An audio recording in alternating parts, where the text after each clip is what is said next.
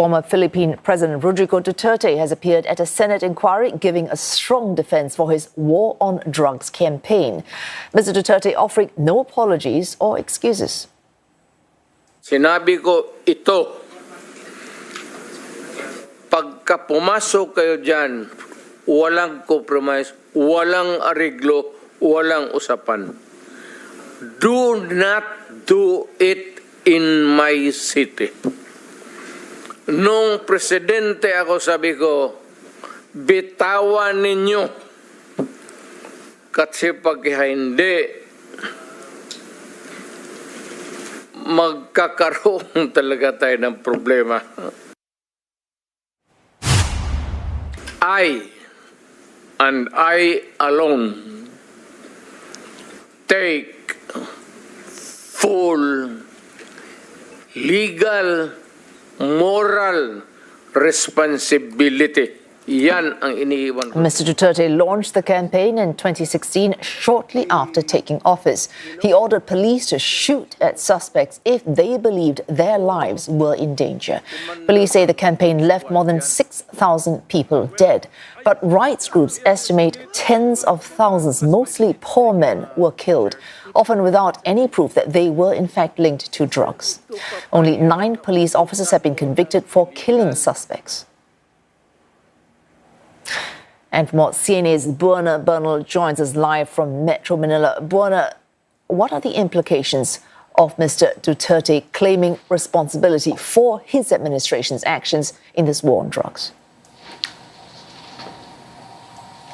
The rhetoric that the former President Rodrigo Duterte was able to reinforce in Monday's hearing was the same rhetoric that enabled him to secure the presidency in ways that were actually historic firsts at that time. He was catapulted into the presidency in 2016 on the campaign promise of ending drugs and criminality in 3 to 6 months. This is a promise that he later on backtracked, saying the task was too overwhelming, but it was a promise that endeared him, so much so that 60 million Filipinos voted for him, and he was embraced as what international headlines described as the strongman Rodrigo Duterte.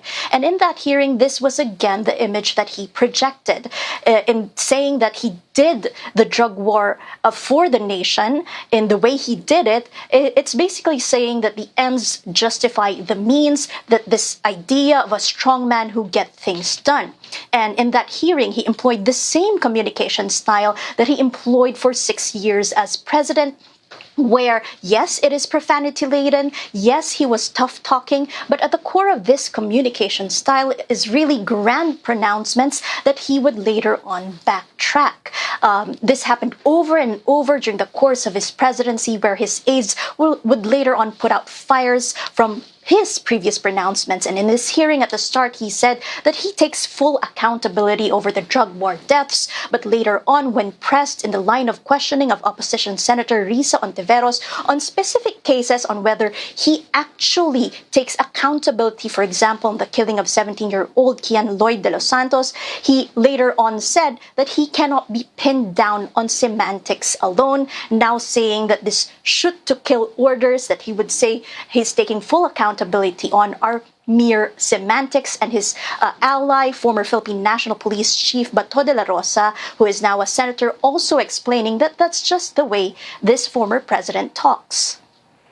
All right, Buena, it's just the way he talks. Now, you could see his using this Senate hearing to now warn that illegal drugs and related crimes are making a comeback. Now, that's something the current administration under Ferdinand Marcos Jr. has denied is happening. They say the Philippines is safer now. Of course, the rift between the Marcos as well as Duterte camps, which united to bring Mr. Marcos and his VP into office, is that under threat now?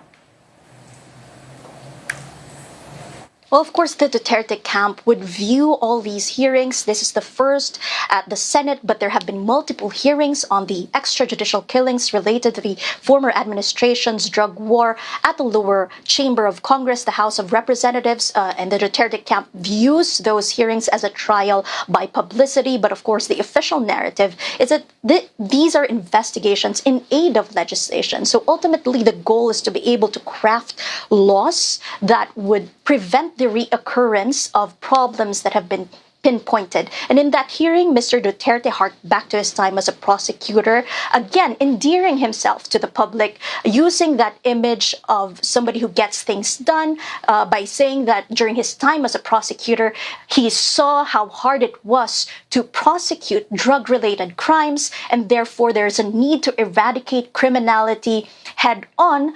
But again, when asked by senators, what laws need reform, Mr. Duterte said the laws are fine. So basically, this hearing became a venue for him to be able to justify his drug war that rights groups have actually tagged as bloody, that rights groups have said failed because it failed to eradicate criminality in the end, but along the way killed thousands, many of whom rights groups say were innocent along the way.